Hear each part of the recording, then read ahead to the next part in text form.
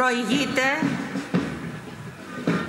η μπάντα του πολεμικού ναυτικού μας που εδρεύει στο ναυτικό σταθμό Κρήτης στις Μουρνιές.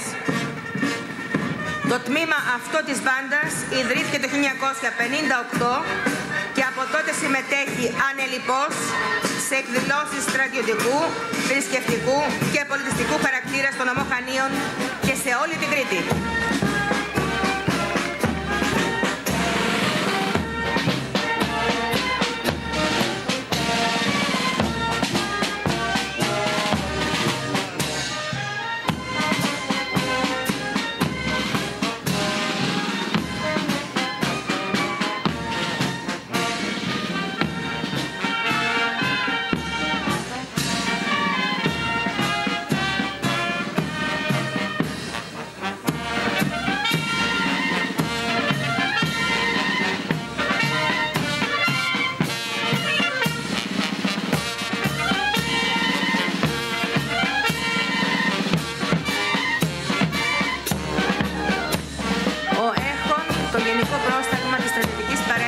Και οι επιτελείς του.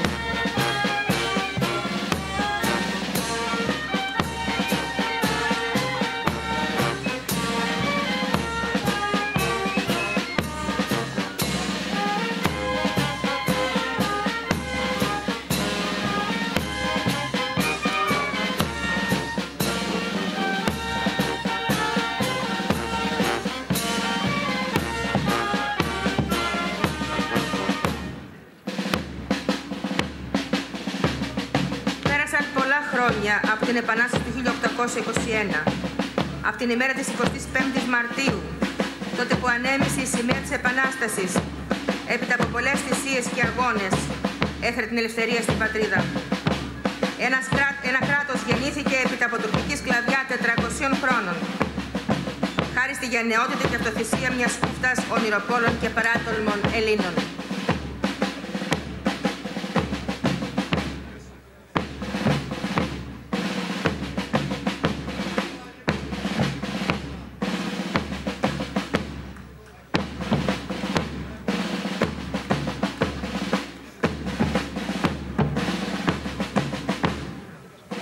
Η τιμημένη πολεμική σημαία των ενόπλων τμήματων της πρώτης Μάλτας.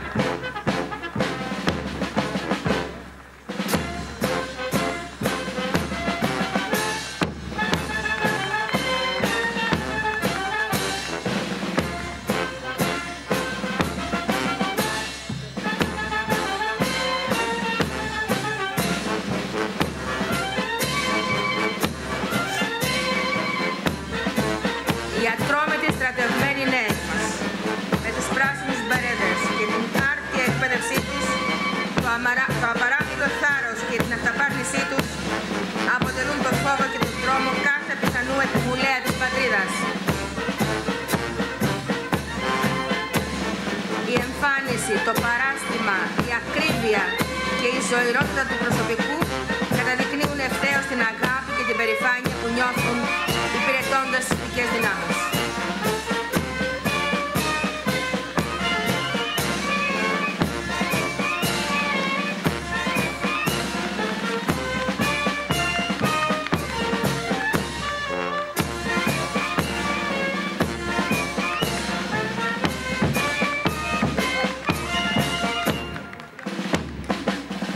Και το πολεμικό μας ναυτικό. Τιμημένη σημαία τους, άνδρες και γυναίκες που υπηρετούν στο ναυτικό μας, στο ναύσταθμο Κρήτης, στο ναυτικό νοσοκομείο και στα πλοία του στόλου μας που επισκευάζονται στη Σούδα.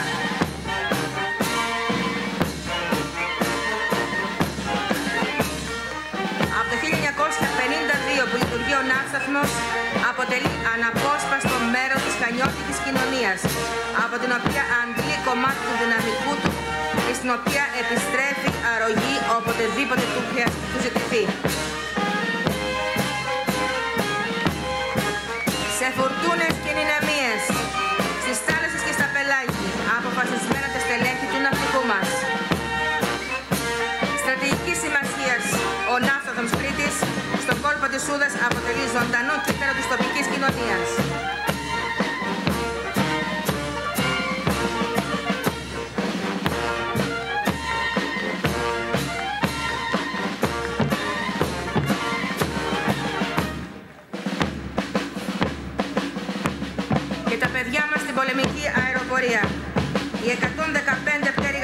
δημιουργήθηκε το 1958 με δυνατότητα υποστήριξης 3 μοιρών μαχητικών αεροσκαφών.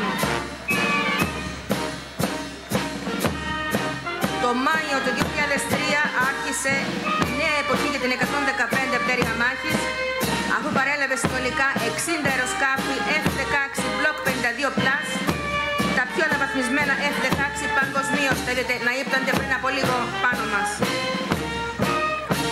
Αποστολή 115 είναι η διατήρηση υψηλού βαθμού ετοιμότητας και μαχητικής ικανότητας για ανάληψη και επιτυχή διεξαγωγή αεροπορικών επιχειρήσεων.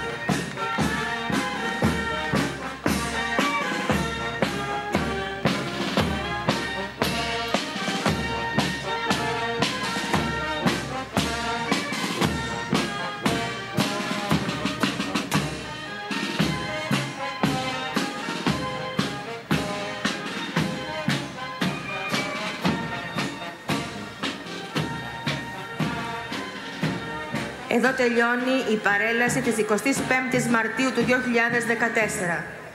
Από τη Ζαχαρένια Σιμαντηράκη που ήταν στο μικρόφωνο, χρόνια πολλά σε όλους.